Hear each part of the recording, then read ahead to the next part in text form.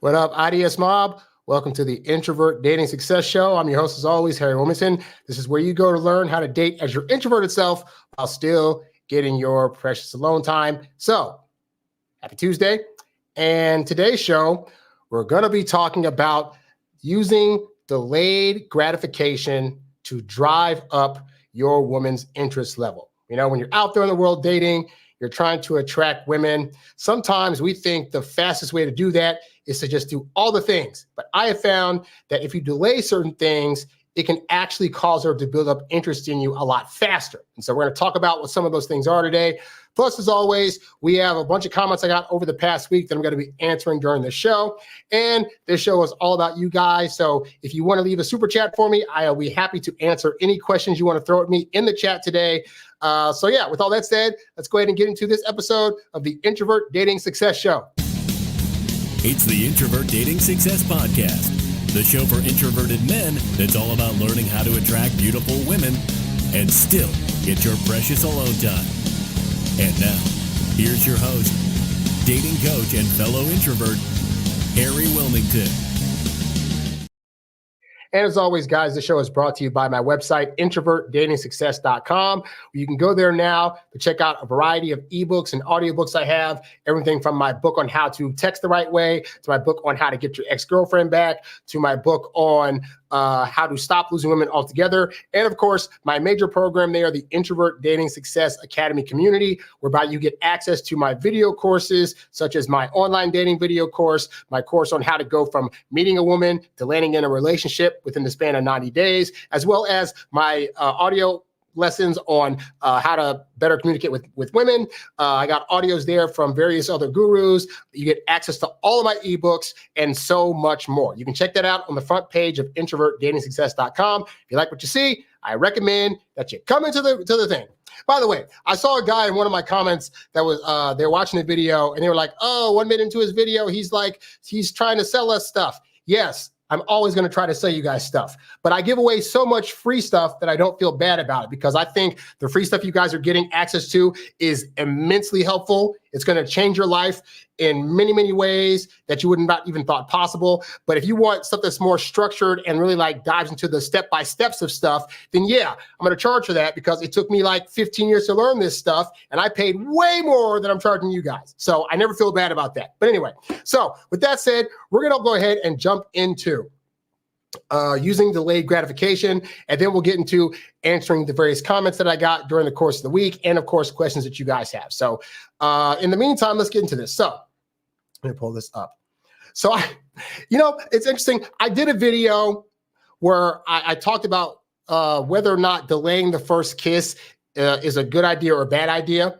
And in that video, I said that I have had times where I've gone on first dates and I've done a first kiss, or I've met women at parties and after talking for a little bit, I've had a first kiss, or sometimes more. Like I said that in that video. I also said, though, that I found in my dating history, I got really good results if I simply waited an extra date to get that next kiss. Like I am perfectly fine going for it on the first date, but I just found that delaying it to the second date, it builds up more anticipation and it causes them to want to do a lot more than just a kiss the next time that I see them, you know? So I try to get that stuff out, because I want to stress to you guys that yes, it's great if on date number one or meeting number one, women are ready to do like anything you throw at them. Hey, I want to kiss you, hug you, take you to bed, do whatever. Like it's fantastic if that happens. But if we're looking at trying to actually build up her attraction in a deep way and in a quicker time span, I have found that delaying certain things is to your benefit, because I found this. If I try to get everything that I want out of this up front, the kissing, the hugging, the hooking up, or whatever, usually by like date 4 or 5, the women start asking questions like, so are you just in this for the hookup? Are you just in this because we're making out? Like, do you really like me? Like, I find that those kind of questions typically come as a result of trying to rush the process and do all the physical stuff so soon. Whereas I found that being a bit delayed in some of that stuff can result in the woman, for one, coming to me, trying to get this stuff from me. But also, I tell you guys, it takes women on average 2 to 3 months to solidify her feelings, to vet you properly, to figure you out, right? That timeline decreases dramatically if you, being the one taking the lead on this thing, are being the one to delay some of these processes. So I know for me, for example, I've had it where, yes, I've been able to hook up before on a first date, third date, whatever, but I've also had it times where I said, you know what, I'm going to wait.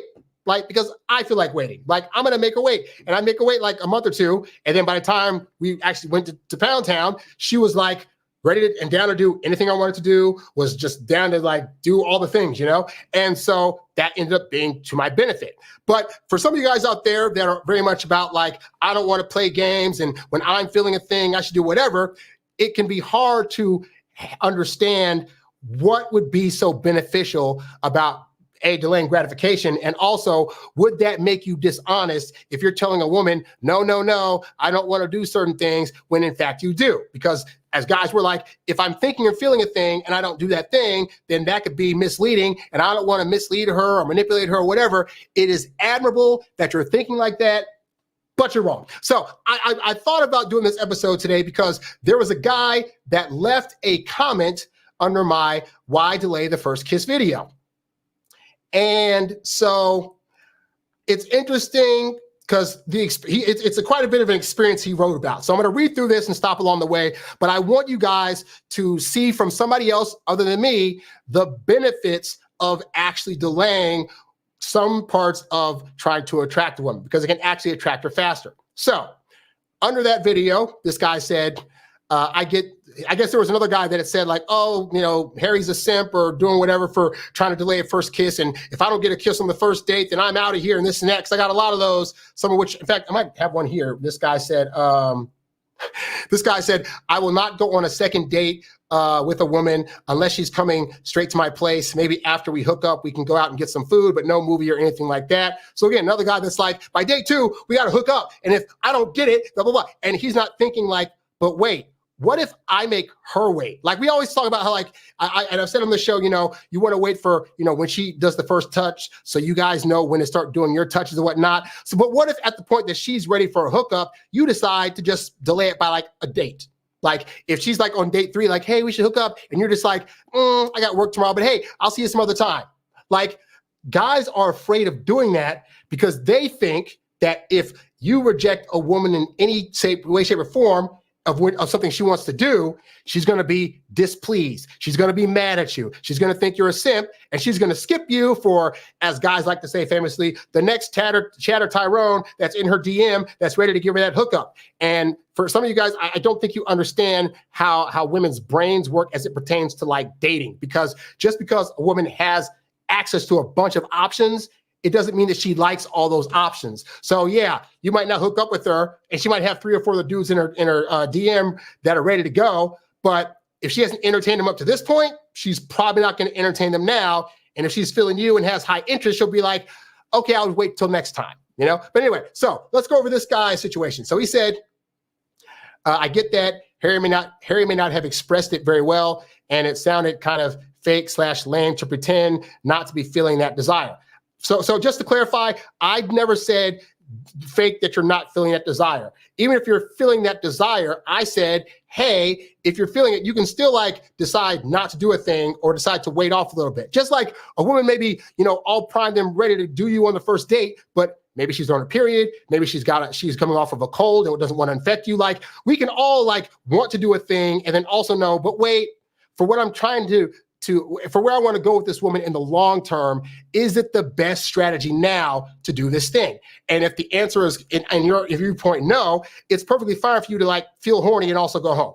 Like, and I know some guys would be like, Harry, that's being a simp. You don't have to hook up every time you feel like it, and you don't have to take every opportunity just because it's there. The reality is, you as a guy need to start being smarter about the women you're hooking up with, and also when you're hooking up with women, because the win can be the difference between you hooking up with somebody right away that you really think you're going to bond with, and then you lose that girl, or somebody that you delay a little bit, and then she's all over you and doesn't ever want to let you go, you know? So those are very real. But anyway, so I didn't say pretend not to feel a thing. But anyway, so then he says, what has consistently worked like gangbusters for me, and this guy said he's 53, so we're talking decades of experience, home and abroad, is I'm a pleasure delayer.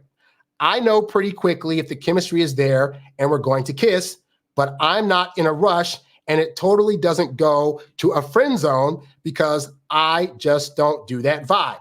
I'm very sensual and playful, but I like making them wait. Now that's important because for some of you guys that are just coming up, you're thinking, but man, like if I don't kiss her or try to go for a kiss, how else am I going to be able to build chemistry with her? For one, chemistry is a construct that women came up with. The reality is you're trying to show her the best time possible in whatever capacity that means, and you're trying to make her feel things like joy, things like mystery at times when you're not telling her all about yourself.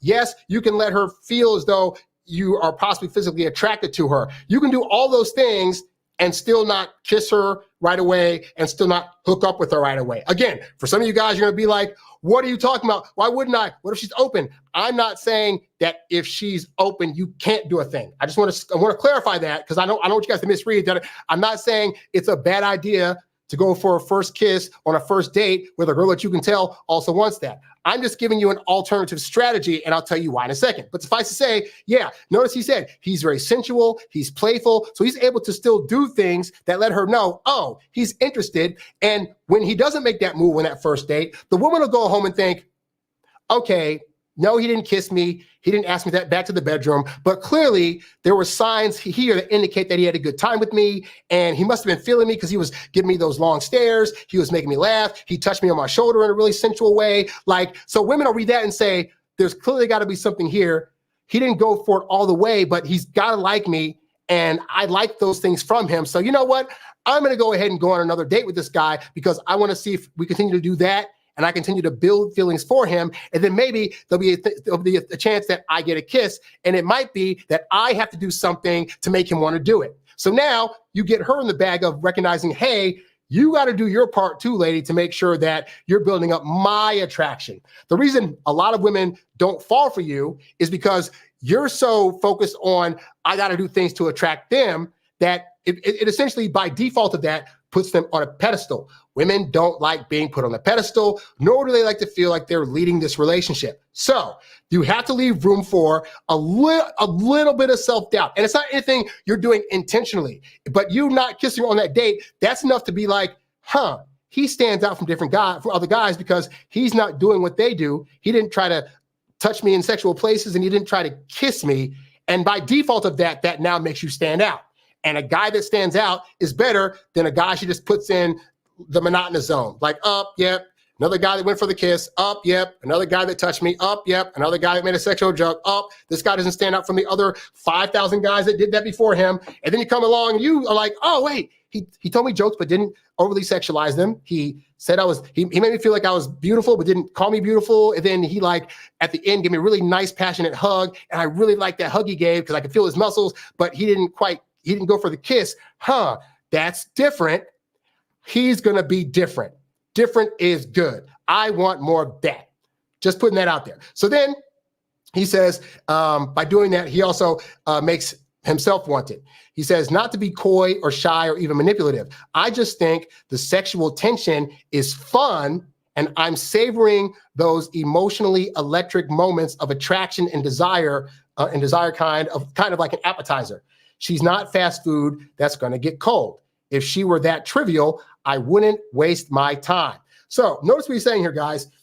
Basically, he's saying that he understands that building up that sexual tension and that playfulness is a fun thing. And here's the thing to understand about women is that for women, both the attraction process and the hookup process, it is more about the journey for them than the destination. I saw an article where they were talking about women's orgasms and whatnot, and there were women that were saying that, it's cool if I get an orgasm, it's absolutely fun, but for me, it's more about like the adventure of, there's that tension there, and then we're he's touching me over the clothes, and it's like I'm feeling stuff build up, and then he's like unbuttoning one button at a time, and then he's not going straight for my bra or straight for my underwear. Instead, he's kind of like caressing me, and then I'm feeling these things. I'm taking in a scent. I'm like doing stuff to him now, and I'm like feeling on his muscles, and like it's the story of the journey that women are enjoying. And so you can also now parallel that to the dating aspect itself. You on date one being like, okay, date one, I got to kiss her, I got to hook up with her.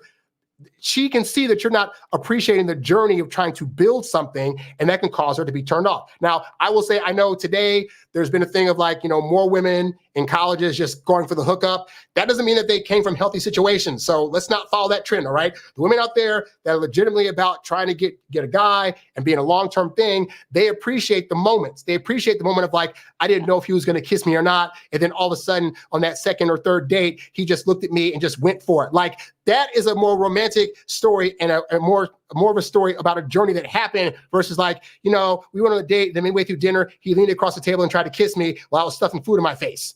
Like, if that's what you feel like you want to do in the moment, you can do it, but not a lot of women are going to react positively to that. So yeah, building up sexual tension, building up the mystery, not having to totally know things. These are things that are actually fun for women. I get why as a man, it doesn't sound like that, because men, we are not about mystery. We're about knowing things to get things done. Women are trying to, in their female brains, be a little bit leisurely towards the things that they're doing. So if they don't learn all about you now, if they don't get the kiss on the first date, for them, it's just like, they're just taking an inventory. That was the fun part of the journey tonight. Okay, on the next part of the journey, we'll see if a kiss happens. I don't know if it's going to happen, but you know what's going to happen? She'll go home and talk about how she wanted to kiss you with the girlfriends and how great of a guy you were and what does it mean when he didn't like try to take me home and this and that. And then that conversation amongst their girlfriends, that's another part of the journey that is fun for her. As a guy, it doesn't always make sense. I have learned just because it doesn't make sense, it doesn't matter if it works. So I'm saying this guy gets it. He's building up tension early on because he can play off that for future interactions. So then he says, if I'm interested in a woman, I want to enjoy the whole experience slowly, appreciate quietly how she looks, how she smells, her mind, her mannerisms. Women love when you're looking at like how they move their hand or being like, you got a cute little thing where you like smile, you twitch a little bit in your lip. Like the fact that you're able to point that stuff out, it makes them feel like you're truly getting to know them as a person and their idiosyncrasies and not just trying to like get her in the bedroom, hump her down, and then go back to whatever you're doing, So women like that feeling. So then he says, sometimes I'll touch her in a way that's not ambiguous at all, long before kissing her. I don't mean accidental contact or vaguely friendly or protective gestures like brushing her hair away from her eyes or taking her hand to help her out of the car. We're not school kids. And I don't mean a playful slap on the butt. I'm not a drunken frat boy. I mean meaningfully and appreciatively tracing my fingers along her hip, lots of eye contact, an appreciative smile, maybe reaching up and touching her lips, depending on my whim in the moment. I treat a woman I'm with like a treasure, with some reverence, but also confidence. And if she's shy or nervous, I don't push on. Just smile and give her time. It drives them wild. So understand again, guys, if you look back to nature, right? Guys are very much like, if you look at how our parts work, for most times our guys, we're like on and off switches. So at the point that we get erect, all of a sudden it's just like, we're ready to go. We're all masked up and ready to do whatever, right? But women typically tend to build up slowly. You might put your hand down there on her and you might start doing things and it might take it a while to build up to where it starts to feel good. Like we think if I just touch it, she's going to feel things. And some women are like that, where you touch them a certain way and they're just already starting to, be a faucet down there. But more often than not, you're going to be touching there and rubbing there, and it's going to take a minute for them to kind of build up the feeling with your rhythm and your strokes and stuff like that. And so, yeah, that also correlates to the dating. When you're doing the buildup, when you're showing her it by your actions and your motions and your touches that you truly are trying to get to know her, you care about her body, you want to just study her like she's a piece of art, then those are the things that in the course of a date, you might start out the beginning of the date where the woman's like, I don't plan to do anything with this guy. And then 2 hours in, after doing that buildup, she's like, oh my God, this guy's making me feel all the things. I don't know how he did it. And it's because you went 2 hours doing the slow build. So by the time you get to the end of the date, and you're like, well, I had a nice time.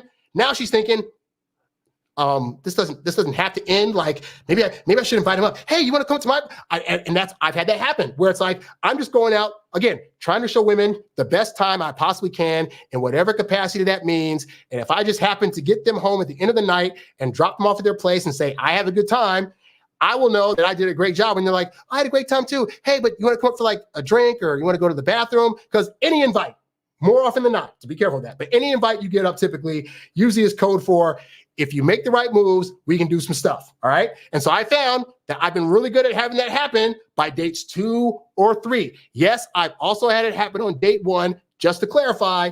But again, I use most of the first date to basically put her brain at ease. Like the goal is, again, I'm showing her a great time. I'm showing her like how we get along well. I'm learning about her so I can mention things that indicate that we like have chemistry and like some of the similar things. And, you know, I'm leaving myself open for touch, but then I'm also knowing how to touch her, how to say certain things. I'm slowing down my talking so she can feel like this is more of a sensual conversation. Like I'm doing all those things on the first date. So that way she goes home and at the end of the date, I give a hug.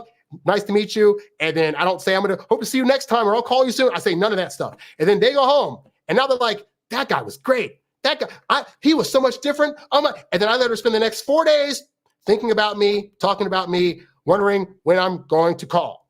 And all that is part of the slow build and part of the delayed gratification. Because what am I also not doing? I'm also not giving her a bunch of conversation between dates. I'm not trying to text her nonstop. I'm not trying to call her. I'm making her wait to have contact with me in the future. And because I do that, I find any woman that wasn't willing to go or to have a kiss by me on date 1 or hook up on date 1 is usually more than ready for it by date 2 because of that delay, because she wasn't able to get right away what she wanted. So you guys don't have to listen to me at all. You can totally be like, Harry's completely crazy and nuts, and I'm going to keep going on these. But I just remember this.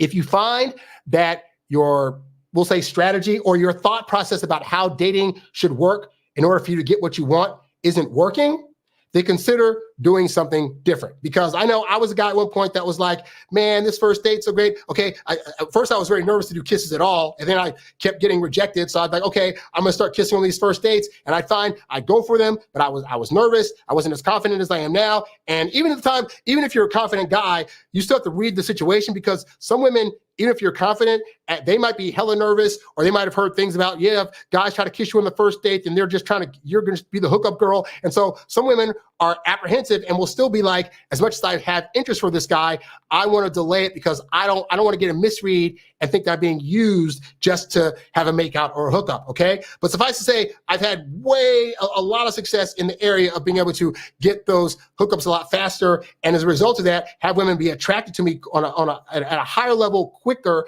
simply because I was able to be patient in certain areas, whether it was delaying a hookup, kissing, or, whatever. So anyway, and so this guy, so then he says, so he does all that delay, drives them wild. And then he says, when you finally kiss them, they've been thinking about it for quite a while and often throw their whole bodies into it. It becomes way more memorable, and you stand out as confident, patient, not needy, passionate. I think it makes her feel sexier too. Yeah, you know why that is? Because women read these things called romance novels, and they watch these movies called chick flicks, where even though in my head and on screen, technically, it's happening a lot faster than it needs to, because like usually if they meet in the morning and they're fighting, by the end of the night, they're whatever. But the point is but in the course of the time span of the movie, women are all out looking at like, oh my God, they met each other and they don't get along well and they're fighting. And then all of a sudden it's like, next thing you know, like they're walking with each other. They have to work together on something. And so they begrudgingly decide to start talking. And then as they get to talk, she gets to know him and she realizes he's actually a great guy. He's actually not as bad as I thought he was. Oh my gosh. And then it's like the passion is just building to where usually there's like a mid-movie kiss scene and then the ending kiss scene. But the mid-movie kiss scene is like the kiss where they weren't trying to do anything, and then they just suddenly look at each other, and then just boom, passion just starts happening, and they just can't control themselves anymore. And guess what, guys? Women like that fantasy, and they like the idea of being in that fantasy where just the like they have for this guy overtakes them so much they couldn't help themselves but to want him to kiss her. And that can't happen if you're not about building up a little bit of tension by delaying some of this gratification. Like I said, I've had it where I might make a woman wait like a week or two or a month before we hook up. But trust me, when that hookup comes, there's no having to ask her, well, can you do this thing? No, I don't want to do that because I made her wait. She doesn't know if she's going to be able to keep me unless she does the stuff I want to do. So again, it makes it way easier when you're allowing, just in her natural progression of attraction building, to wait to delay, which gives her time to think and ponder. But more importantly, it solidifies her feelings about you faster because she feels as though everything that she's feeling for you is her decision. It's not you being like, well, you didn't kiss me on this date, and if you don't kiss me, you must not like me, which now makes her feel forced, which now makes her feel like you're needy, and then causes her to go away. So again, I stress, it is not to say you can't go for a first kiss on a first date, but if you're reading the scenario where it doesn't feel like it's good to do, then don't do it. Also, you might feel like on that first date that, hey, you don't want to do it. Like you might be like,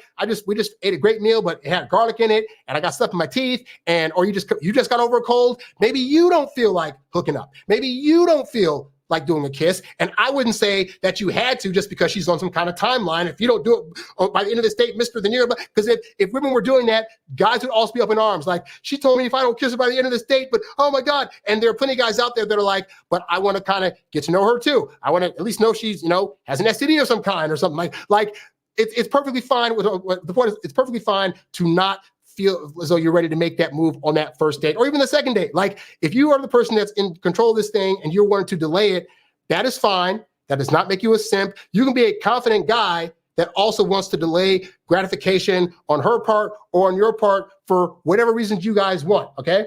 And I just hate the narrative out there that guys get pushed like, if you're not, kissing her right away or whatever, then you're a simp guy and you're a blah, blah, blah, blah. Like, I teach you guys, yes, you want to get better at making those moves and knowing that as the guy, you're going to have to do a bit more of the escalation in terms of like pushing it. Like, yeah, she'll rub against you and touch you, but you got to be the one to be like, hey, let's go to your room real quick or whatever. Like, that's fine. But not doing those things right away does not make you any more simpish than a guy that would have rushed into it and then got into a bad relationship, Anyway, so then he says, I like this story. Hold on a second here. So then this guy says, one nurse I dated, he says, rightfully so, nurses tend to get down to business fairly quickly on average. They do. The first date was platonic because I knew she needed time to suss me out. Yes, this is a guy that understands that most women on that first date, look, we show up on first dates, we're already like, we're not going to be questioning the girl too much because we're all about, oh my God, she said yes to the date, she got curves, she smells good, boom. But women have gone on a lot of first dates with guys that were displaying themselves as princes and ended up being some frogs. So, and this is the part that sex is saying, a lot of women go on first dates anticipating it's going to be bad. Like the number of female friends I've had that have been like, oh, I got a first date tonight. Like they're really like, I know if I stay home and watch Netflix and chill, I'm going to have a great time. I could go on this date and have a bad time. He might ask me to pay the check. He might be too sexual. He might be bringing up old things about exes. He might ask me body count, blah, blah, blah, blah, blah. So a wide variety of women that you're going out with that agree to first dates, trust me, all they're thinking is, please don't let this guy be as bad as the previous first date that I had. And it sucks that they go into a first date like that. But again, their experience is warranting that there's no hope, that you're probably more likely than not going to be a guy that they're not going to choose. That's just the thought process they're going into. So they might need the first date just to be proven that, oh, this guy actually gets women and he actually like understands how women operate. And he's like, was respectful. Like the first date, by the end of it, her mind might just be so blown. She's like, I gotta go home and analyze this and make sure that what just happened actually happened, because did I actually have a good time on a date? Like, did that happen? And so because of that, she might not be open for the kiss because she goes from the beginning of the date thinking it's going to be terrible to the end of the date where it's like, oh, good guys out there that I'm attracted to like still exist. That's amazing. But then she's also thinking, but can he do it again? And that's why the second date is more crucial, because at that point, she's now more open to like you actually being a good date and having a good time, to where by the end of that date, she'll be open to like, oh, he's making a move me towards a kiss, but you know what? This guy is so much different. And I kind of wanted to kiss him at the end of the first date, but I was still kind of like bugged out that he was actually a good date. So, but I'm feeling it now. So let's get into it. Like that very well could happen. But anyway, so he says, so after that first date, he said, I invited her to dinner at my place and let her bring 2 friends on that first date. No worries at all. Second date, she came over alone and was clearly ready. So I tell you guys, hey, ideally for those first dates, you're not trying to like bring friends around. This is an exception to the rule. On this program, I don't stress exceptions to rules because I don't want you guys thinking that you're the exception.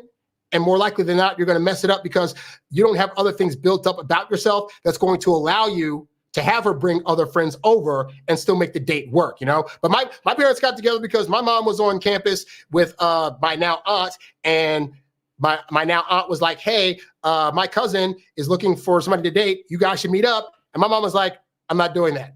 And then my aunt was like, well, okay, look, we'll meet at his place. He'll cook us dinner. I'll be there. We'll see what's what. And my mom was like, okay, sure. So then she walked in the door and they met. And from then on, well, I'm here. So you know how it worked out. But suffice to say, so that's an exception to the rule, but we're not going to preach that here because, again, you need to learn the fundamentals and basics before you try stuff like this. This guy's already at a level at 53 where he can do this and know how to pull it off. So anyway, he says, so yeah, second date, she came over alone and was clearly ready. So wherever he did on that first date, he presented himself in the way where she was like, oh, I want to have this guy. But then nothing could happen because her friends were there. Delayed gratification. He says, I savored it, and she got confused. And even at one point said, you can kiss me, you know. And I laughed and said, I know, and I want to. But then apologetically explained that I wasn't trying to torture her, just that I wanted to slow down time because it's somehow even more exciting to take her in slowly with all of my senses. God dang, he needs to write a novel. So he told her straight up, look, I know you want to kiss me. I want to kiss you too. But you know what, babe? You know what? I just want to take you in because I just think that you're just so enticing and I just want to make sure I'm soaking all. So what did he do? He subconsciously made this about her, not about the hookup. Again, about her and her beauty and what she's doing to entice him, not about, I got to have your body right now, right? And all that did was build up even more like juices flowing and more attraction in her, because now it goes from like, hey, I don't think you know that I want to kiss you, to like, oh, he knows he wants to kiss me and he's still not doing it. Oh my God. That is like one of the boldest moves you as a guy can make. And that's why her panties are getting wet right now. So then he says, for a few more minutes, she seemed to accept that, and we chatted some more. Our bodies close enough to feel her heat. Finally, we kissed, and I could feel how much she wanted more. Very sensual. So built that up, and that's what he can feel, how much tension is now being released from her by finally being able to kiss him after that delay. But then something amazing happens. He says, then my pet kitten interrupted us, wanting some attention.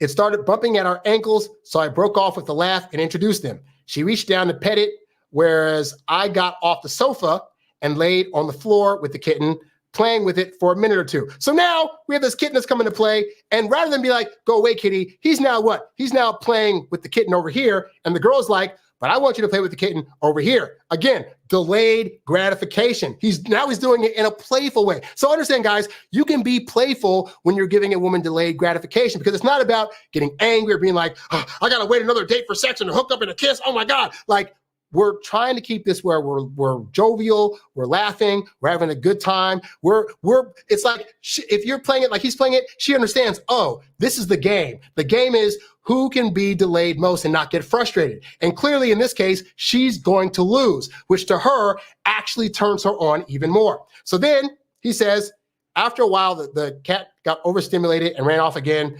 So then it was just the two of us again. And since I was somewhat foolishly still lying on the floor, rather than just get up again, I reached over and began caressing her calf, just delighting in the smooth, warm curve. And for a few seconds, she sat there motionless and silent. And then she abruptly stood up, lifted her skirt, pushed her underwear over to the side, clearly soaking, and sat on my face. So, what did all that delaying gratification do? It got her primed. Now, as a guy, you should always be priming. If you just like take her home and start taking stuff off, make sure you're like rubbing down there for a little bit until she starts getting a bit heated before you go in there, because I'll tell you now, going in dry, it's not fun for her, and it's also not going to be fun for you. But that said, a big way to help with that is by doing this. He's doing the whole push-pull technique, you know? They were making out for a little bit. Well, first off, she was asking about making out, and he's like, oh, cool, then no. But then they're getting close. They're finally making out. And then the kitten comes, and it stops. And then the girl's like, we were starting a thing. And the whole pulling and pushing, stopping and starting, that drives women wild, to the point where by the time the cat went away, she's like showing him, I'm already ready for you to do this thing. Like I'm already Niagara Falls down here. But you guys that don't want to delay things and want to just try to rush things, you're not going to ever experience this. You're not going to ever experience what it's like to be teasing a woman all day long until she can barely take it. And when you pull down her stuff, literally the dam burst open. Like, if you don't want to experience that, it is what it is. I personally like experiencing that. So sometimes even with women that I'm in relationships with, that I already know I can get it, I will still at times be delayed, or they'll be like, see me for the course of the day, and I'll just kind of like be standing there like, oh yeah, what's up, what's going on? Yeah, oh hey, let me hug you. And it's like you have to do those things because again, women are looking for your validation, but you validating them at the moment every time that they want validation is not going to build up tension that makes them feel more rewarded later when you finally give it to them and they've had to wait for it. So this guy says, after all that, good Lord.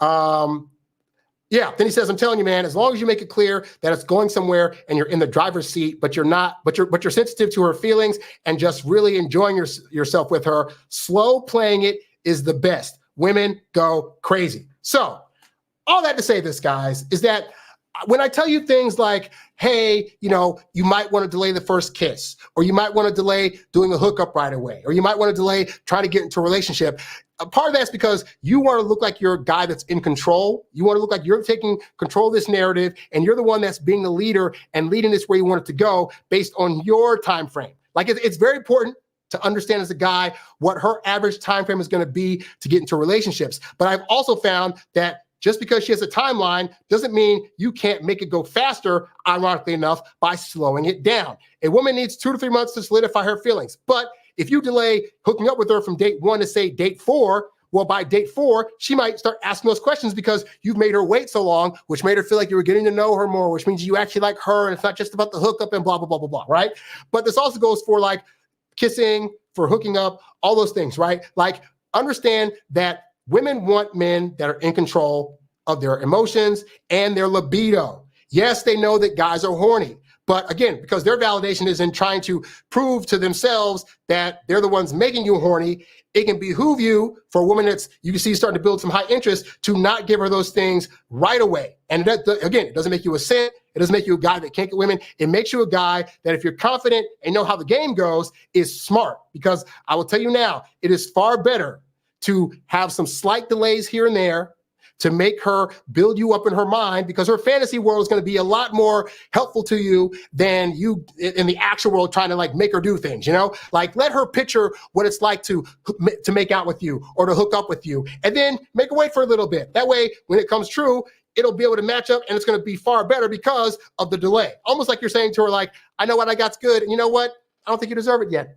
And again, men might call that playing games. I call it being a smart guy that understands how attraction for women works and understand that for women, again, it is about the journey. It's the journey of attraction. It's the journey of getting to the hookup. It's the journey of being in a relationship. It's the journey of eventually getting to be your fiance and be your wife. Like all these things are a journey for women. And for women, the journey is the more enjoyable part than the actual destination. For guys, we're all about, I want the destination now so I can get on to the next thing. So that's why you may be stuck up in your head thinking about, well, I got to get what I want now. And that's how you operate. And you can, if that's working for you in the dating realm, then, and what I'm saying is crap, then keep doing what you're doing. But if you find that you trying to get these first date kisses or first date hookups is resulting in women not wanting to hit you back up for another date, or you're trying it, they seem to be pushed off by it or whatever, and you're not getting to see those women again, then just consider what I've said here, that it may be because women can tell that you're trying to rush through certain processes, which makes you look needy. It makes you look like you can't get any other prospects, and it does not make them feel as though you're trying to get to know them. But with delayed gratification, there's no denying that you're trying to get to know them. And they may very well be the ones that are like, okay, we got to like rush this thing. And if they're coming to you and they're chasing you, they can't be replacing you. So hopefully some of what I've said has helped you out. All right. Somebody in the comments said, bro, I've run this game many a times. It drives them crazy. You take control and remain indifferent. My objective isn't to smash. You know, it's interesting. I mean, I've told this story before, but I was a virgin, so I was 23 years old. So by default of that, I learned early on that not to press women for sex because I wasn't trying to press women for sex. But I looking back, I realized when the times that I was doing that in my college years, there were women that would try to take me back to their place to do some stuff simply because I was not pushing the agenda. So it's interesting that men don't oftentimes get that women are also sexual beings. And despite the narrative that's out there, women want sex. And so they can be just as horny as us, if not more. And they will also do things to try to get us into a sexual space, including trying to get us back to their place, trying to suggest, hey, let's watch this adult movie, or hey, let's go up to my room real quick. I got to show you something. Like, yes, guys, women will make the moves to take you to the bedroom. But the caveat is this, is that if you're the one on date one already trying to push that agenda and trying to rush it versus being like okay with it potentially not happening on date 1 or 2, then you're going to lose out on women that would have actually dated you and built up interest simply because you look too thirsty for it. Yes, it is fine to let a woman know that you're a sexual being, but it is not good to give out the impression that you're so desperate for it that you're not willing to wait, or you're going to throw a hissy fit every time you don't get your way with her as it pertains to making out or hooking up. That's what women don't like, all right? And we don't want you to be that guy. So hopefully, guys, this helps you out. So we're getting into some other things that I got through the course of this week. But first, of course, I'm going to get some more water. So I'm going to let you guys know more about the various ebooks that I have available at the website. Hey, guys, Harry Wilmington here. And I just want to tell you really quickly about some of the awesome ebooks that I have available at the website. So to start off with, we have my brand new book, Stop Losing Women, which is based off of my previous podcast. And it's over 284 pages of life-changing advice for your dating life. You're going to discover in the span of these pages the ins and outs of how to become more confident, the do's and don'ts of how to attract women, how to pace yourself during the dating process, and ultimately what it truly takes for you to be a more confident dater, so that way you can get out there, attract women, and more importantly, stop losing women, okay? The other ebook that I have on my website is called No Girls For You, The Ultimate Guide to Losing the Girl of Your Dreams. This is the first book that I ever wrote, and simply put, it is a 12-chapter masterpiece that is designed to, in a very funny way, mind you, guide you through the ins and outs of why all the things you're trying to do right now to attract women can actually cause you to lose them. I mean, things like being the nice guy, overextending yourself, getting too many gifts, too many compliments, and a variety of other things that you may think as a guy I should be doing. This funny book's going to help you figure out once for all why you should not do those things and how to better yourself instead. So be sure to check that book out as well. The other book that's been very popular at my website is called Texting Like a Boss.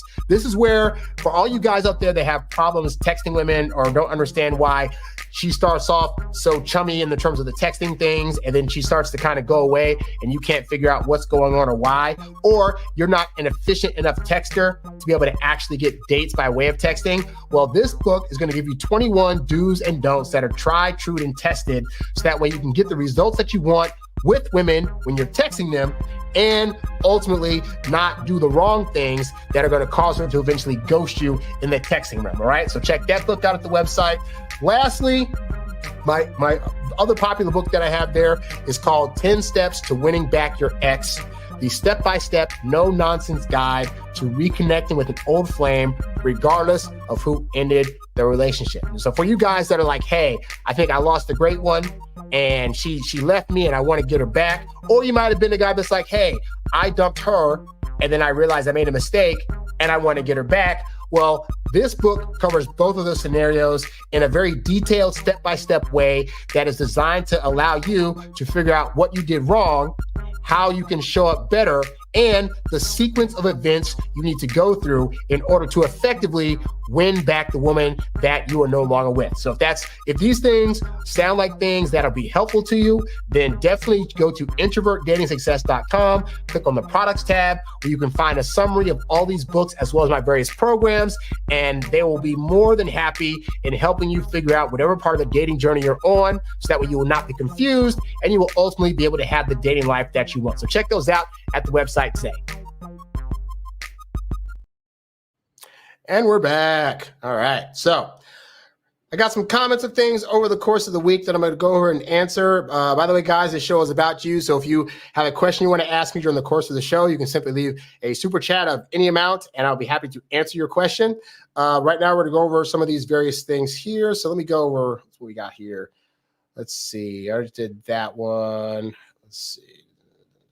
Oh, okay. So do a short little segment here. So There was a person that wrote me in the comments that wanted me to talk about some of my basic dating principles. So this guy left a comment. He said, from what I've seen, a lot of times when we try to learn things, we end up chasing various specific pieces of knowledge for every possible situation, and we can neglect the principles that form the reasoning behind the things that are being taught to us. He said, we have a lot of specific instructions on this program, my show, and a lot of basic dating principles too, but the basic principles like be confident, be indifferent, etc., seem to be scattered throughout the channel.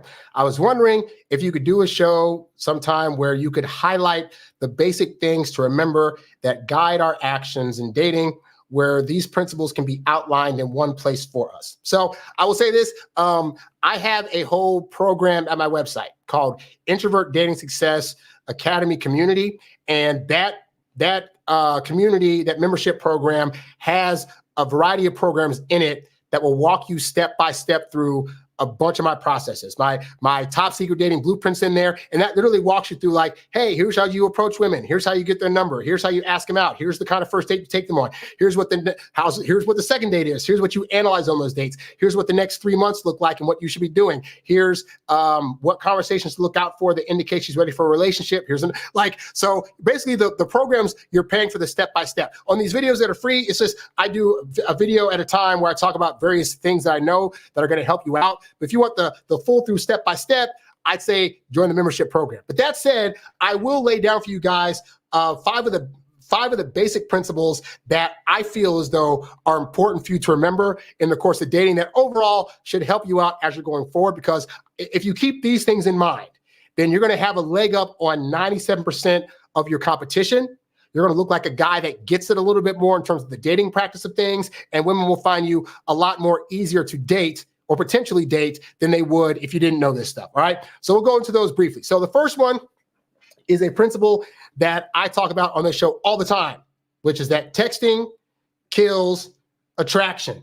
I've been saying that since I did my first show of Stop Losing Women in 2013, and it is now 11 years later, and that still rings true. Texting is one of the biggest pitfalls in your dating game simply because you are doing too much texting and most women don't need you to do it. Like, we've been made to believe that because we're in the genre where Snapchat and WhatsApp and Messenger and women want to be texted and talked about, right?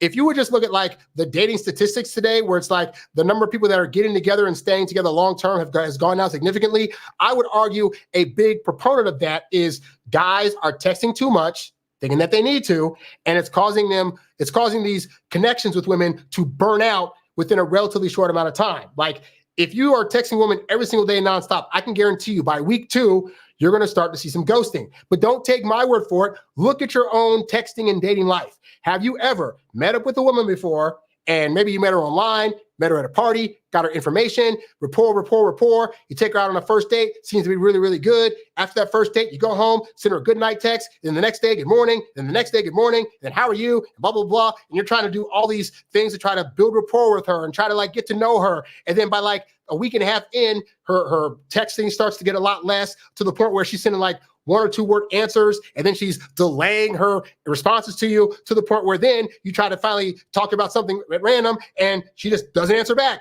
And then she does, she's like, oh, I was busy doing whatever. And then she just keeps on. Yeah, that's because you're texting too much. And so men see that and somehow don't correlate the results. Like, because it'd be different if it was like one woman. A wide variety of women that you've probably dated before have done that same pattern, and yet you're still like, I wonder what it is. These women are just crazy. If you start to study patterns, you'll start to recognize that women are usually rejecting you for the same reasons over and over again. I noticed that the more I was texting, I was losing women.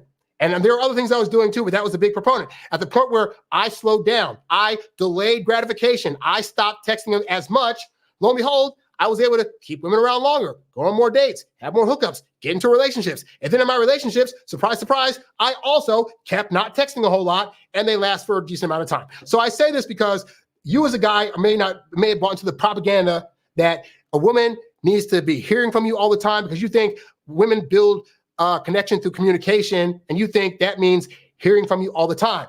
That is not what that means. So if you become the one guy out of all the guys that are going after her that aren't overly texting her, you will be amazed at how much better results you get with those women. So that's the first principle, is texting kills attraction. So only reserve it for trying to set up dates and other various things that I go into extensively in my book, Texting Women Like a Boss, which you can get at the website. The second basic dating principle to remember is that a rejection is not always a reflection of who you are. And more importantly, not every girl is for you. So I know as a young man, I got butthurt every time I try to ask women out, or at least at the very least let them know that I like them, and I would get rejected. And at the time, it hurt. It sucked ass. It did not feel good to have a girl not validate that I'm a good enough person to date. Come to find out, as you get a little older, you start to look back at some of those women and where they're at now, and it's like, oh, I dodged a bullet. So not every woman is in fact for me. It's like, I didn't want kids, so I know women that want kids are not for me. There are some women out there that want to live on the East Coast. I'm a West Coaster now. I'm from the East Coast, don't want to go back. That woman is not for me. And so understand, I did a show about how, like, we don't always know what's going on in a woman's life. She could reject you because she doesn't like your height, your weight, your money situation, whatever, but there could be a bunch of other reasons. But the point is, this is why you should not be taking rejection so personally. And it's because you don't know what's going on, and it's not always about you. And so, yes, you don't get the woman you want, but there could be others out there that would work better. And then you also find that some of the women that you wanted to date actually were like bad women to date. Like they had, a drug problem, family issues going on. She was a liar and a deceiver. And you're just thinking with your dick, like, oh my gosh, but I want to bang her really bad, and I'll figure out the other stuff later. Sometimes you can't figure out later. You bang her, she gets pregnant, and now you're stuck with her by proxy, even though she ended up being a bad pick. So take rejection less personally. Just because a woman says no to you, it does not mean that you are inherently a bad person or that you don't know how to date or don't know women.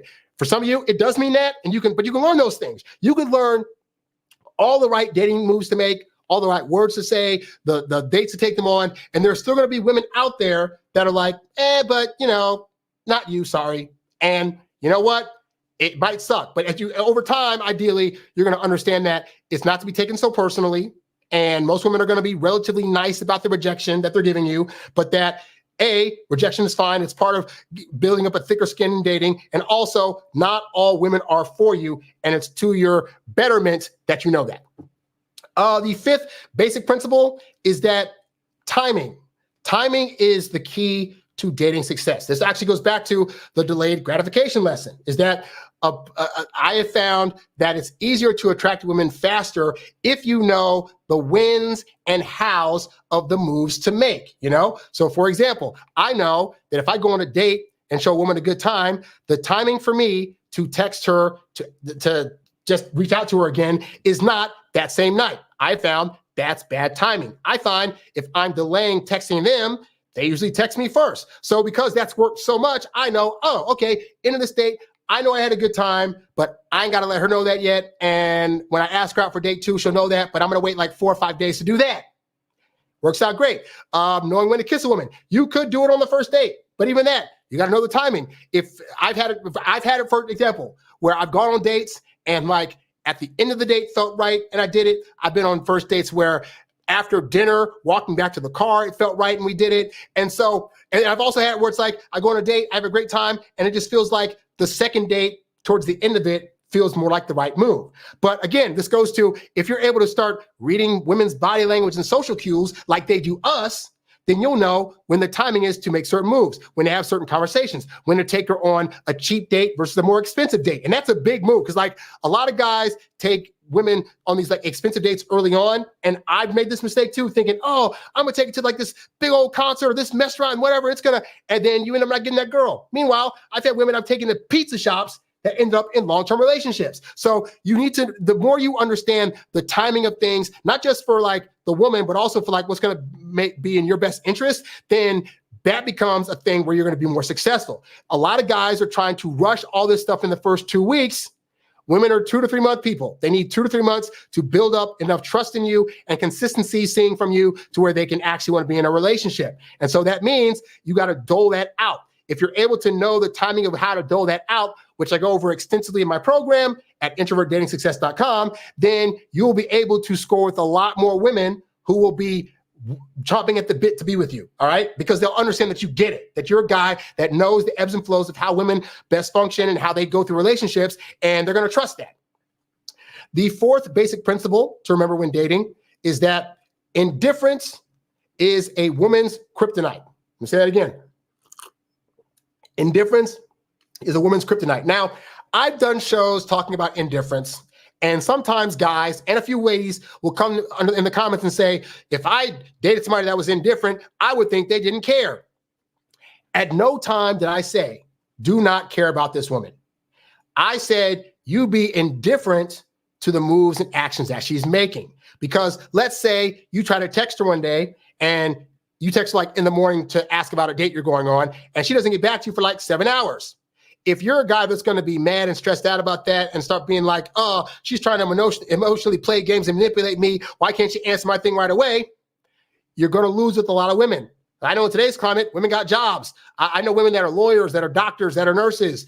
They have hours where they have to do stuff with their hands. They're in meetings. They're writing articles and typing stuff up. They may not have time to get back to me right away. All I care about is when they do get back to me, are they answering my question? Are they saying yes to the date? And are they showing up for the date on time? So there are a lot of little things like that. You know, if I'm used to getting a good morning text from my girl every day, then one day she doesn't do it, I'm indifferent. I don't think something's suddenly wrong because she didn't text me, communicate with me. But unfortunately, a lot of guys act like that. So being indifferent is basically saying like you are having, they really should call it, not call it indifference, they should call it like having emotional regularity. The more emotionally regular you're able to be in terms of like being able to keep calm and cool and to be able to like keep your stuff, you know, steadfast, then you're going to get more women because women like men that seem to be in control of their emotions. Yes, they want a guy that has emotions, but they want a guy that knows how to keep those emotions in check, because if you're overly emotional, she knows at some point harm can come to her in a bad way, you know? And so the more indifferent you get to things, the easier it becomes because you're not going to let the world hurt your feelings about stuff. If you don't get your way right away, it doesn't matter because you know you'll get what you want eventually. And that's very much displaying confidence, and it displays a level of calm to a woman that is very sexy to them, you know? So this is why I tell you guys, like, you know, if, for example, you're trying to hit up a girl for a date and she's like, why should I date you? Blah, blah, blah, blah, blah. Like, you trying to fight her on that or beg her to spend time with you or do whatever, that is not a guy that is indifferent. That is a guy that is showing that he's very emotional about this happening or not happening, and that doesn't make a woman feel good. Versus you just being like, all right, well, you know, hit me up if you change your mind, and then going about your way. That is more appealing to a woman, and that has the potential to get her to think, maybe I should date him, versus, oh, I'm glad I said no because he seems very emotionally unstable. And then the fifth basic principle that I typically follow in dating is that in terms of confidence, because I talk a lot about confidence on this channel, but the key to building confidence is this, is you try something, you fail at it, and then you try it again, and you keep doing it until it doesn't feel as bad and it annoys you less. Because here's the thing, I'm not gonna say that anytime you get rejected, for example, you're gonna eventually never feel bad about it. Like there's always gonna be a little tinge of like, oh, they didn't date me, like, oh, they didn't want to go out. But ultimately, you get to the point where it doesn't bug you as much by doing it and by failing. In life in general, the things that you want to get really great at, it starts with you being really bad at it. Like you're an amateur, you're going into like learn how to play the accordion, you're learning how to like play a Nintendo game. I remember when I first picked up a Nintendo controller, trying to press the digital arrow button, and then press a jump button and a run button at the same time was very complex for my brain to get. I didn't just play it one time and like, oh, I can't do this. Screw this video game stuff. No, I sat there as a kid and just started doing it until my brain could do two things at the same time. And then when the Super Nintendo came out, oh, now there's 4 buttons instead of 2. Oh my God. And then the Nintendo 64. Oh my God, there's a joystick. What do I do to... And we just, as guys, we will sit there and learn how to play the newest video game, how to, you know, go through the ins and outs of controller buttons and stuff like that. And yet with women, it's like, I'm afraid to ask her out. You need to go through the process of asking a woman out badly, of getting a rejection badly, because you need your body to get that at the end of the day, it's not going to unalive you. Like if you ask a woman out, the worst that'll happen, worst case scenario, honestly, you'll be like, oh, you're such a creep. How could you? It's not going to sound good or feel good. That could happen, you know? Or when I first the first time a girl knew that I liked her was when I was 5 years old, and I got on the school bus one day, and the girl was like, "I know you got a crush on me, ha, ha, ha." And then the entire bus laughed at me. And I didn't ask the girl out for another 10 years after that. Like, the trauma of that was like, oh my God. But at the end of the day, that was the worst, that I got laughed at a little bit and it hurt my feelings, and I lived another day. So I got over it eventually to where it's like, I was able to ask women out and they said no. I tell them through letters, "I really find you attractive." And they'd be like, "That's great. Let's just be friends." And then I kept doing that. And eventually I realized, one, why am I telling these girls my feelings? I need to stop that. And also I need to learn a better process of building up women's attraction to where they'll know that I like them without me having to say it, and then they'll come to me. At the point that I figured that out, dating became real easy. But I had to go through the rejection process. I had to go through like asking and getting no's, and then going through those failures, dusting it off, and going out again. And as you do that, you start to get less bothered by failure, and inadvertently you become more confident because you know that you have the ability to get back up in spite of what a girl says to you or not. And so some of your guys' dating problem is simply that you're not asking out enough women and getting enough no's. Like, real talk, you need to get more no's, because the more no's you get, they're going to eventually lead to yeses. But you learn from the no's, so when the yeses come, you appreciate them. But very important, you don't just be like, "Yes, I did it, I won." You just always go with like, "Okay, that was great, I won that one. Okay, so we'll see what happens to the next girl I ask out." Like, it doesn't phase you, but it'll help you build your confidence to where you know if this one doesn't want you, you're a good enough solid man to know that the next one probably will. All right. And so just as a recap, 5 basic principles. Number 1, texting kills attraction. Get off the phone. Number 2, a rejection is not a reflection of who you are, and not every girl is for you. Number 3, timing is the key to dating success. Learn how to do the right timing and you'll get a lot more women.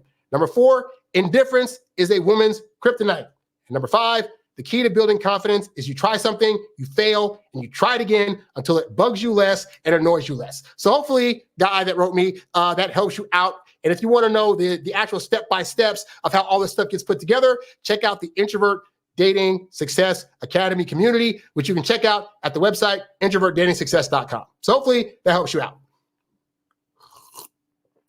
All right. Let's see what else we got on the docket. Like I said, guys, this show is about you. So if you have a question you want to ask me, you can leave a super chat of any amount, and I'll be happy to answer it on this show today. You guys can also write me at harrywilmington@gmail.com, and I'll get to it on one of these shows. If your situation is a bit more dire and you want to have a one-on-one conversation, you can go to introvertdatingsuccess.com. You can click on the coaching tab, and I will happily set up a one-on-one coaching call with you. All right. So let's see. Okay. So I got another question here. So this guy left a comment. He said, "I was talking to a woman recently, and I shared a story from my early years in college. I mentioned that I used to date multiple women at the same time, and they eventually found out about each other and cut me off. I don't know why you felt the need to tell that story, but anyway." He says, "I might have exaggerated a bit to make it sound like they were all really into me, which wasn't entirely true, just trying to impress her." Again, I don't know why he did that. He says, "She asked if I was the kind of guy who jumps from one woman to another, but I deflected by making a joke, and we moved on from the topic. Does this fall under the advice of not bragging about past relationships because it might make her feel like just another notch on the belt? Did I mess up badly? I still got her contact info, but I'm not sure how it went over." All right, so let's go through this real quick. So to start off with, I get that you're trying to go by the strategy of like, I need this woman to know that other women want me. So, okay. But you don't have to go about that by explicitly telling a woman, "Hey, so, last year when I was in college, or my early years of college, I was dating a bunch of girls and they all found out." Oh my God. Like, we get it. That's a story that shows that a bunch of women wanted you. But especially for a first time meeting a woman, this is not the kind of conversation she's trying to have. Like, I get it. We know that you want to get off the impression that women beyond her should be, that they want you, but I would not go about it this way. I don't think it's necessary to bring out stories about all the other women I've dated back in the day. Now, if you were, say, on a date with this girl and she asked you like, "Hey, what's like a crazy incident that happened when you were in college?" Or "What was one time when like a girl you were dating like did something weird?" Then you could be like, "Oh, well, I dated a girl this one time and this thing happened." Or "I went on a trip one time and this girl came with me and then this thing happened," right? And at that point, you're telling a story that's talking about a time where there was another woman there. So she'll know, okay, this guy has dated in the past. A lot of times women just want to know that you've dated before as an indication that you know how to treat women. They don't need you to go into exploits like, oh, I hooked up with a bevy of girls and we did these things and oh, I did this. Like, those aren't the stories that you need to tell, especially early on in the dating process. Maybe you save those stories for like later down the line, but I'll be honest, like I typically, when I'm dating another person, I don't feel the need to go into past history stories. Like, I got a lot of great past history stories that any woman I'm currently dating will never hear unless she explicitly asks me, because my thing is this: I'm all for what are things I could tell her about myself that are going to help build attraction. Me telling her about previous girls that I dated and made out with and hooked up with aren't going to be one of those things. So I typically don't do that, you know? Then he also says he exaggerated to make it a bit sound like they were all really into me. Again, guy, women have an instinct to be able to tell when a guy is BSing it, you know? So you're thinking, I'm getting over by saying this story. Women already know that men over embellish in stories, and that what you're probably saying is probably not the complete truth. Just like we as guys know, if a woman says, oh, my body counts like 2 people, we know to multiply by like 3. So she said 2, so it's probably like 6 or 7. But we just kind of know instinctively like, oh, they're probably telling a lie. So understand, regardless of how you're trying to say it, she knows it's probably not the complete truth. It's probably an embellishment. But more importantly, this is not a story that you actually need to tell. All right. So then it goes into, he says, does this fall under the advice of not bragging about past relationships because it might make her feel like just another notch on the belt? So I do want to dispel this myth. So for one, it's not necessarily that. It's just rude. Like, just like if I was on a date with a woman, I wouldn't want her to tell me, oh yeah, I dated a bunch of guys back in the day and I hooked up with these guys here. I would be disgusted. Now, I might know, okay, this woman in front of me is like 20 something, 30 something. She's X amount of years. So she's probably had like a gang of hookups. You know, if she was in college and she was even just banging a dude a month for the 4 years she was there, or had a boyfriend every year, that's 4 dudes right there. Then on top of this, when she got out of college and had a job in a city, whatever, like I can kind of guesstimate there's probably a decent amount of bodies. Just because I internally think and know that doesn't mean I want to hear it. Doesn't mean that I want her to actually dole out the list of people to make sure that I'm right about that. Like, that's nothing I ever need to hear. And so I apply that same principle to the women I'm dating. They don't need to hear all the exploits that I've had. If they want to ask me specifically, even then, I'm like, you know what? That's for another day. Because as the guy, I'm the one that's going to lead this conversation where I want it to go. And I don't want it to go into the realm where I'm having to now bring up exes and talk about hookups and what I did and what they did. Like, that's really not her business. And again, it's not necessarily something that's going to build attraction. So try to focus on conversations you can have legitimately about yourself and your experience that are going to be things that possibly build attraction, not things that deter from it or make her question like, you know, well, is she going to be for me or blah, blah, blah. But with that said, I will say this, is that this thing of like her not wanting to feel like another notch under your belt. Okay, so this is a trope that admittedly has been doled out by women. Oh, I don't want to feel like blah, blah, blah, blah. Here's the thing. Just because women verbalize that they don't want to be a notch on a belt doesn't mean that they'll be upset if they're a notch on the belt. Because think about the fact that I remember I saw a video like last year with Chris Brown, where it's a after party concert of Chris Brown, where he's going into this either hotel or club of some kind, and all you see behind him are a bevy of ladies, just like 20s and 30s of ladies just following him, right? None of those women anytime said, but if he hooks up with this other girl that's in front of me in line, then I'm not going to talk to him. The reality is women will go for men that have power and that they find sexually attractive, and more importantly, that other women want. Like, women's vetting process for you as a guy is seeing if other women want you in any capacity. For example, you could be talking to a woman, or say you meet a woman at a party, right? And I've had this happen before to me, where I'm at a party and I'm talking to one girl and I can tell out of the corner of my eye that there's another girl checking me out. Now, when I was standing alone by myself, this girl over here wasn't checking me out. At the point that another girl came and started talking to me and hugging me and leaning up on me, now she's checking me out. Because now this other woman that has come to me has basically projected out there, oh yeah, Harry's that guy. He's a really great guy to be around. And I've actually been able to connect with women at parties that I wanted to get with by not talking to her first, but by talking to all the other women at the party first.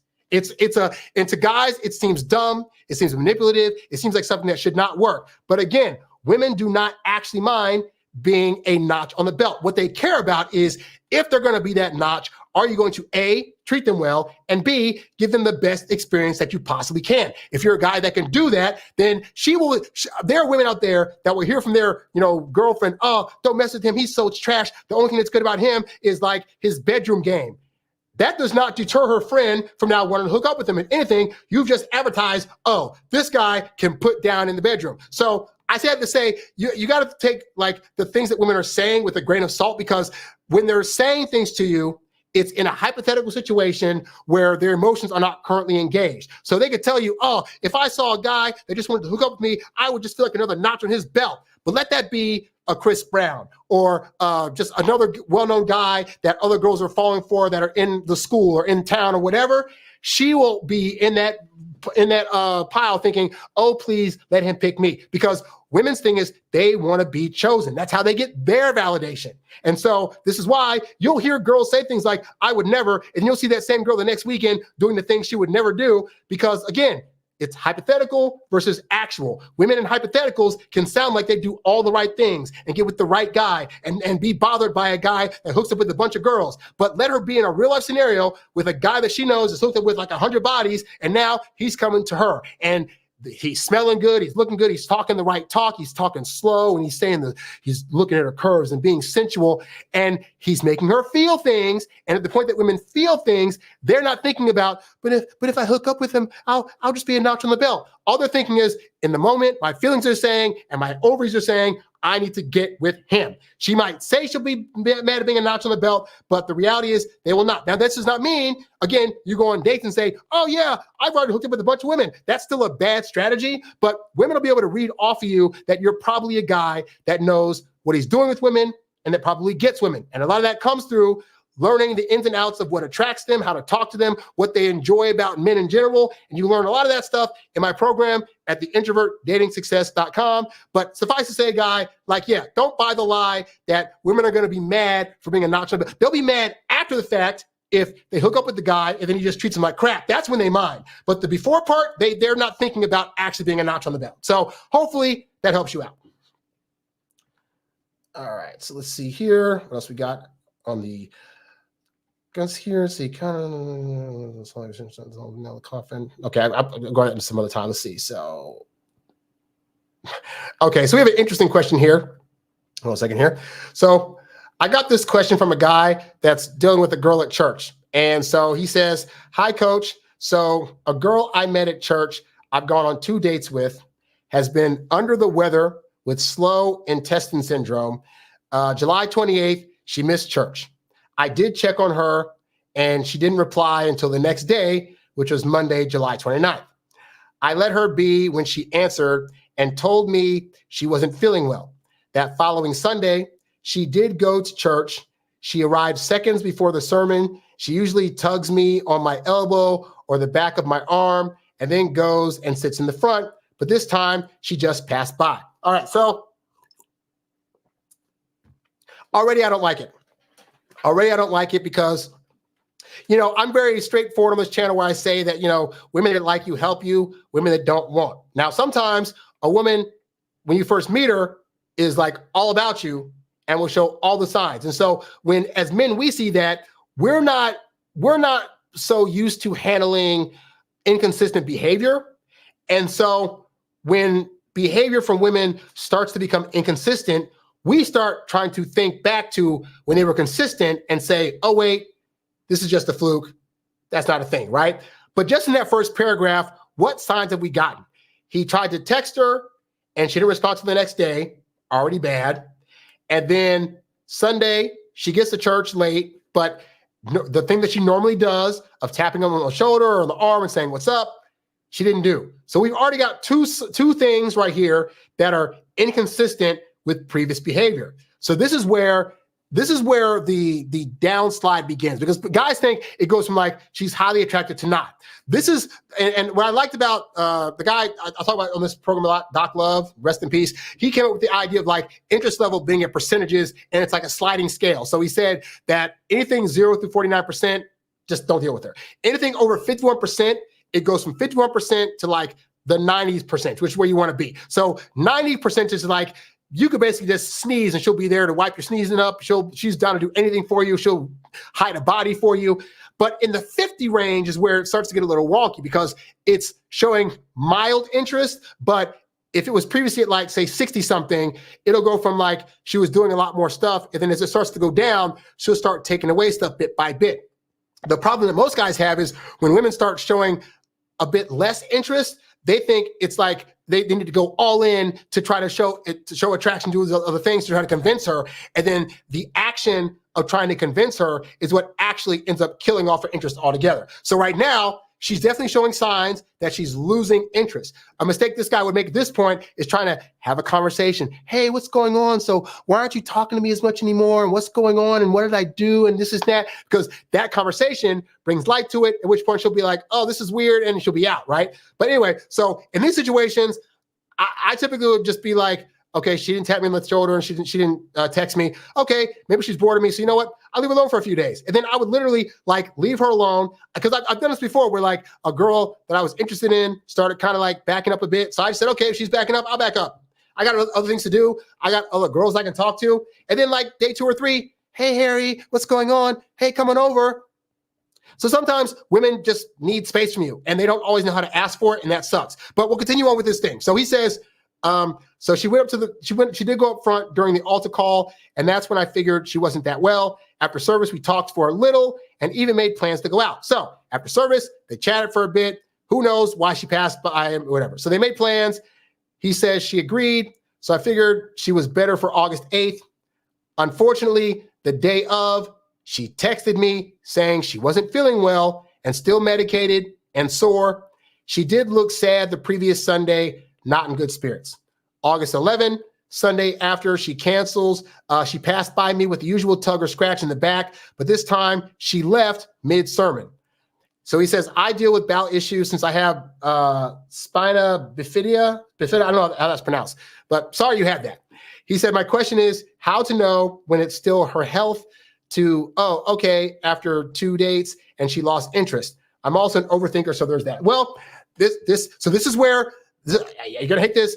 This is where being indifferent to these kind of things really comes in handy because it's like, as much as you like this girl and are trying to get her out, the reality is right now, that's not happening a lot. And so there could be a variety of reasons for that. You know, let's go with the idea that she is sick. We don't know what she's got. She could have breast cancer. She could have stomach cancer. She could have some kind of random thing going on. She could have irritable bowel syndrome all of a sudden. We don't know, right? So all we know is that when you're trying to see her, she's canceling because she can't go. It could be because she's sick. You know, she used to tap you on the shoulder at church. Now she kind of does it, but she leaves midway through. She's not saying bye to you.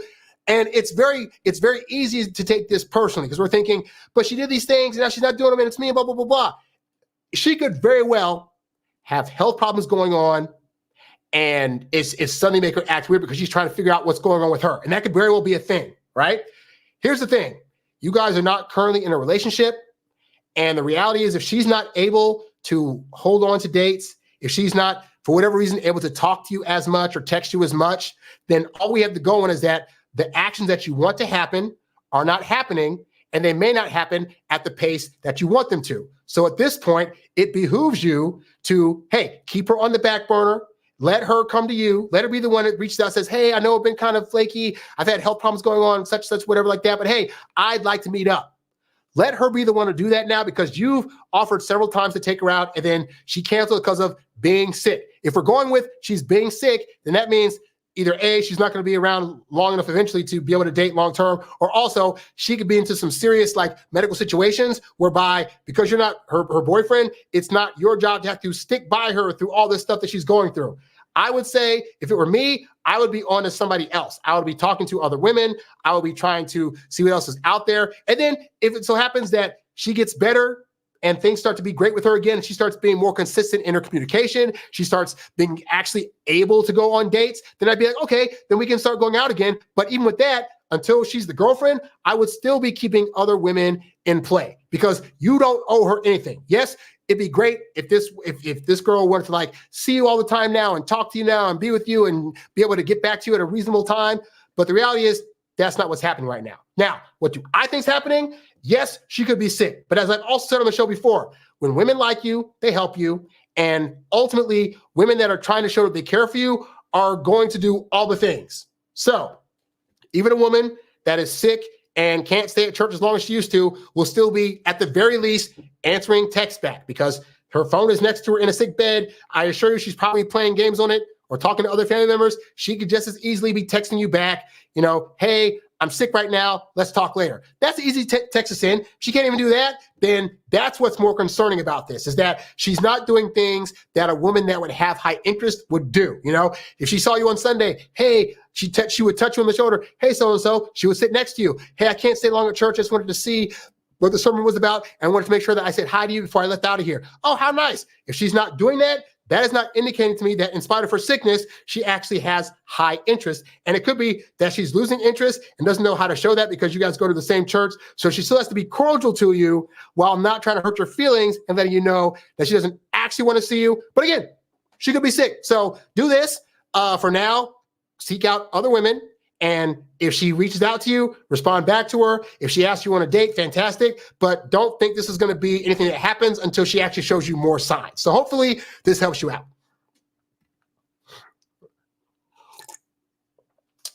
All right, guys. Like I said, guys, the show is ultimately about you. So if you have any questions you want to ask me in the chat, make sure to leave a super chat of any amount, and I will happily get to your question. All right. Let's see what other comments we got here. Let's see. So I got a comment under my I'm too busy equals I've lost interest video. And this guy said, my girlfriend isn't even remotely as busy as the woman I talked about in that video. Mine lives with her parents and works at a charity shop for 8 hours per day, 4 days a week. She has no other responsibilities. Yet she wants me to believe she couldn't spend an hour of time with me for 5 weeks straight. So guys, what do you think's happening here?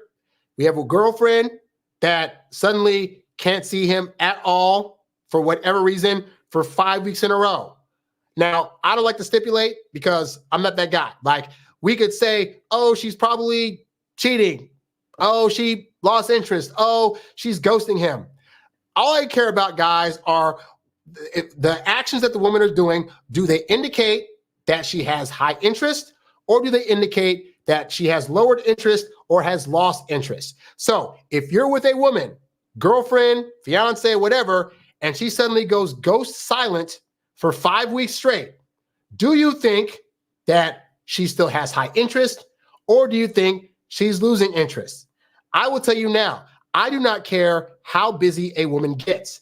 When women like you, they will move heaven and earth to spend some kind of time with you. You got to figure, guys, and I think sometimes we get in our own heads about this and men forget this.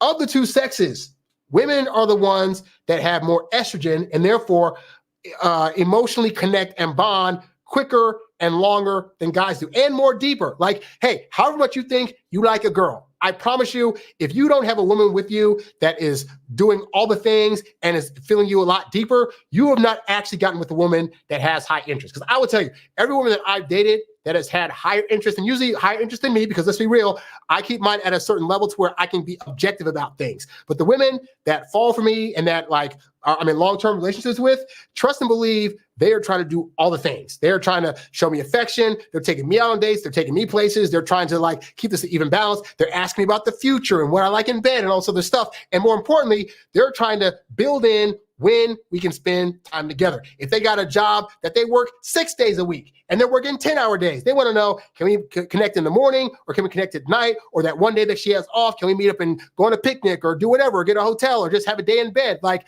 women that are really deeply bonded to you aren't trying to leave you alone barely for a day, let alone for 5 weeks straight. And so as a guy, this is what you really got to start to get into, is you got to understand that, again, you got to think about when you get with a woman, how she's treating you and how she's acting towards you could change. And we get so caught up in how they're acting on a day-to-day that when things start to shift, we think, that's not really a thing. Or, oh no, I can turn the shit back around. And hey, sometimes you can. But when something like this happens, like this guy's gone 5 weeks and is thinking I don't know what's going on. Is she still even my girlfriend? I can assure you right now, she is not your girlfriend. Like maybe only in title possibly, but the reality is that she is trying to move on and she doesn't know how to have that conversation. And a lot of women, unfortunately, they're not good at having that conversation, whether it's for past reasons or they're just a-holes like that. The point is that women don't like confrontation. And so they may do things to like not let you know the full story, you know, whether she moved on to somebody else or just her feelings moved on. In her head, that conversation is not going to go well. And so for some women, the answer is, hey, if I just ignore him, he'll get that it's over and he'll be fine. Because as long as they don't have to see you get emotional about it, in their head, they can picture you'll just be like, oh, well, it's fine. You know, life, it is what it is. You don't get everybody and do. And I know that's not how you're going to take it. You're going to be upset. You're going to be bothered. You're going to be walking back and forth in your apartment or house wondering like, what did I do? Why isn't she talking to me? Is everything okay? Is she cheating on me? Did I do something wrong? Why won't she talk to me? And a woman that's willing to put you in that place is automatically like not a good person to be with, you know? And so I feel bad for this guy. It sucks that it's been 5 weeks, but by week 2, he really should have been like, oh, we're just not together anymore. You know, if he's actively reached out to her and she's not responding back, then regardless of how things were in the past, how great things had been going, how great of a girlfriend she used to be, she's not being that now. This is why I tell you guys that because women's emotions and stuff change on a day-to-day, you can't just assume the behavior you get today is going to be what you get tomorrow. It'd be great if it was, and ideally, you're looking for a woman that's going to show more consistency, but that does not mean every woman's going to do that, and especially women that you're just dating, you could be fine today, then tomorrow she's like, oh, your hair looks weird, so I want to break up with you. It sucks that it could be that way, but it can be that way, you know? So I don't want this guy to be stressing about if he's going to get her back. She's already gone. Like, if she left stuff at your place, I don't know, mail it back to her, burn it, do whatever, but really think about, like, it's time to move on. And if this girl starts coming back, hey, so what's happening? Well, I still want to be with you. Just understand she's already showing you a level of disrespect that you should not be tolerating. And there are other women out there that would at least give you the courtesy of, hey, I'm not feeling it anymore. Hey, even through text, hey, I think we should break up. Like, that's a lot more decent than just, I'm not going to talk to him anymore. Like, don't be crying over those women. Like, let those women go. Because they're disrespectful. They don't respect the time that you put into the relationship. They're not doing their part to keep it alive, and you deserve much better. Real talk.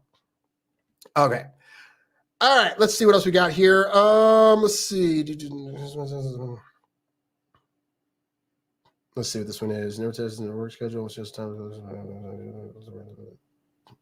Okay, so this guy left a comment under she keeps canceling our dates. Could it be depression video? So this guy said, my situation is also long distance. And in the past, I've gotten the I'm depressed excuse, right? And so I think the video that I did was talking about how a woman kept canceling dates with this guy. And he was wondering if she was canceling the dates because she had depression or whatever. And I said, I always say to you guys, like, even women with depression, if they like you, they're gonna want you to be there when they're going through it because you'll help them get out of it. So, you know, basically any excuse a woman's giving to be like, oh, I can't see you because X, Y, and Z. Sometimes they're legit. So I don't want to do a blanket all, but if it goes from like you're seeing each other every weekend to like, oh, I'm busy. And then next weekend, I'm busy, or oh, I'm depressed, blah, blah, blah. Then there are excuses that basically mean I don't have as high of interest anymore. And as much as it sucks to hear that, you need to know what that is so you can get out and find somebody else quicker rather than staying around. So anyway, he said, though she currently isn't claiming her depression is a problem now. Funny how she has time to suddenly go to a gym for 3 to 4 hours, plan girls' trips to other countries with her friends, meanwhile telling me she was busy at the same time, watching movies and cartoons, but no time for me. Well, does that sound like a girl that has that continued interest in you? You see, again, you got to understand, guys, at the point that women start doing these things, they're doing them because they don't know how to have a conversation with you, that they've lost interest and that they're no longer wanting to date you. Now, it sucks that they can't verbalize this out loud, but understand, women come from the world where their language is passive aggressiveness. Like, they don't really say things directly to one another as women. Instead, they'll do a thing passively, and the other woman just knows, oh, this woman's being passive, so that means we're not friends anymore. Or, oh, she's doing this thing that's leaving me out. Like, she didn't invite me to her wedding, so that lets me know, oh, we're, I guess, not friends in her eyes anymore, right? So women know this, and yet for guys, women will do the same thing to us, like, oh, I just was busy and I can't make time for you. And guys will think, but she still likes me and I got a shot, so I just got to make sure we can both find a way to make this happen. She's not trying to make it happen, and she's not trying to make it happen because she's trying to passively show you that she's not interested anymore. So then he says, also, she never tells me her work schedule and won't suggest a time for when she's free. So I can't even make plans with her. Well, would a woman that has interest in you try to do things so that way you couldn't plan time with her? Obviously not. Now, see, what happens is guys see this stuff happen, and our egos like to think, but I'm so great, and things were so great once, and she thought I was so great, then there's no way that a person that cares about me would do this kind of stuff to me if we're in a relationship. But at the point that she starts losing interest, she starts losing respect, she stops caring about what her actions are going to do to affect you, then yeah, she's going to do things like this and be like, well, if he doesn't want me after this, then it is what it is. Because women, they're creating scenarios for you to be the one to dump them, because then they can go around saying, well, he dumped me and oh my God, I'm just so hurt and this and that. And she can play the victim. Her breaking up with you doesn't allow her to have that story. So you got to be mindful when women start doing this stuff. And yes, there are things you could be doing to try to turn this around. But I just, at the age I'm at, guys, I'm like, really, I think back to all the times I tried to fight to keep a woman around, or fight to make something happen, or fight to make the girl think a certain way or do a certain thing or see things in my, and that's all just exhausting. And I've just found over time, there are women out there that know how to say things with their words and know how to communicate with me in a way whereby if they're upset about something, they can tell me, because I'm a pretty open guy to when a woman's upset. Hey, just tell me what's going on. I'll say what my part is and what your part is. We can come to some kind of resolution. But I found as I got older that not all women had that skill set. And so some women will just be like, well, I won't tell them I don't like them. I'll just say that I'm busy, and I'll let him see that I'm planning things with other people. And he'll eventually get that because I'm not planning it with him by way of my passive communication. He'll eventually get it. And so you as a guy need to really learn and not be overly affected by when women do passive communication. If you're texting a woman nonstop and then she suddenly stops texting you, that's her passive way of saying, I want this communication to either stop or slow down. You could be butthurt by it, or you could learn what that looks like and then say, oh, this indicates to me that I'm doing too much. Let me scale back a bit. So I don't know how it got to the point with this guy, where this guy's, for one, they're long distance, which is, I'm all against long distance relationships. Like, unless either of you have an eventual plan to be like, if we both like each other enough, one of us is going to move to the other person's town, then what are we doing? You're basically at that point doing a virtual simulation of a relationship, but it is not a real relationship in the sense that outside of just talking to each other, you're not spending time with each other in a physical way. You're not going out on actual dates. You're not hooking up with her. Like, you're doing this communication that gives you oxytocin bumps and makes you feel good because somebody out there is giving you attention, but it is not a real relationship. It's not real until you guys are in a space with each other, until you're going out with each other, until there's times where you actually have disagreements, you have to sit in the house with each other and hash it out. Like, that's when you're in a real relationship. This long distance crap, it's you playing nice with somebody so you can feel good, but it's not going to lead to anything unless you guys are actually going to move towards one another. Hey, I've done the long distance thing before with the caveat that, okay, but there's an understanding that you're going to move to where I'm going to be at eventually at some point, because I'm not trying to move. It is what it is, right? So it can work in that capacity, but you just trying to play texty chat and call that a relationship.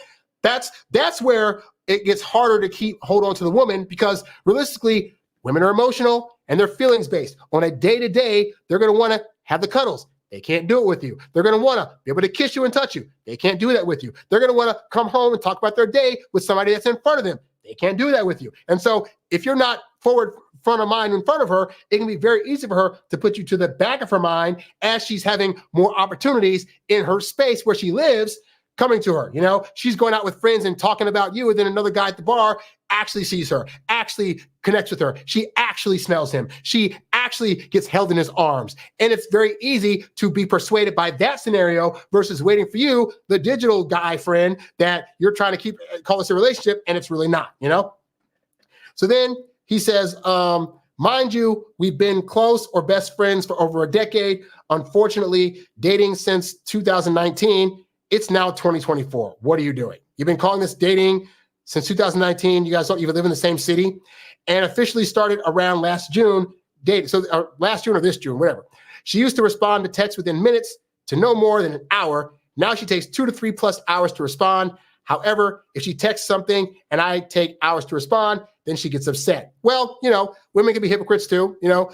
Just because they think you should be doing a thing doesn't mean they're going to do it. And that also sucks. But again, this also speaks to long distance relationships do not work out generally. Not that they can't ever work, but generally, because this goes back to there's too much temptation where she lives and there's too much temptation where you live to not have to be faithful to one another, to want to explore other options, to not feel like you're being held down by somebody else that's halfway across the country. The number one set of people that get cheated on are military spouses and each other, because like the wife will be at home waiting for the husband to get back from war, or get back from whatever they're doing overseas. And yeah, she gets lonely. Next thing you know, the neighbor's coming over to console her, and then they're hooking up. Like that is an area of the military where people get cheated on a lot, because it is very hard to sustain a relationship when the other person is not there. So I completely see why she's going through all this stuff. And it sucks that, that she's like, giving all these excuses, but the bottom line is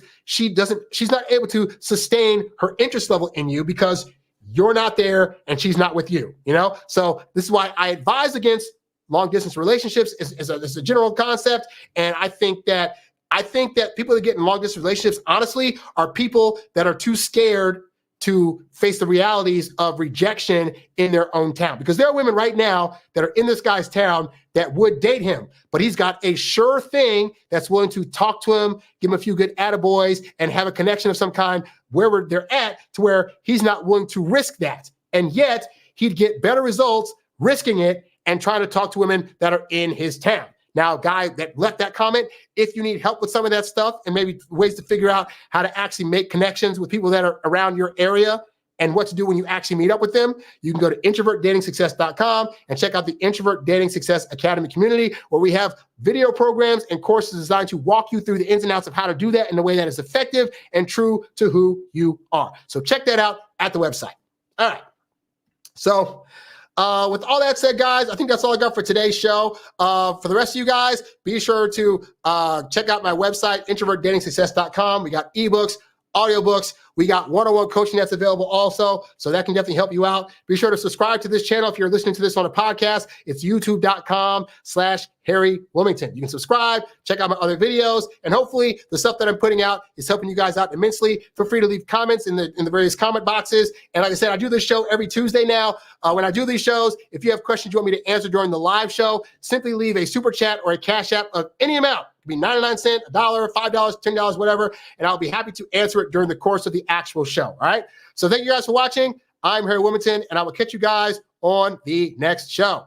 I'm out. Peace. You's a bad boy, but you can't stop, won't stop. You a high earning, high value, high class man. You a high earning, high value, high class man. You a high earning, high value, high class man. You a high class man. You a high class man.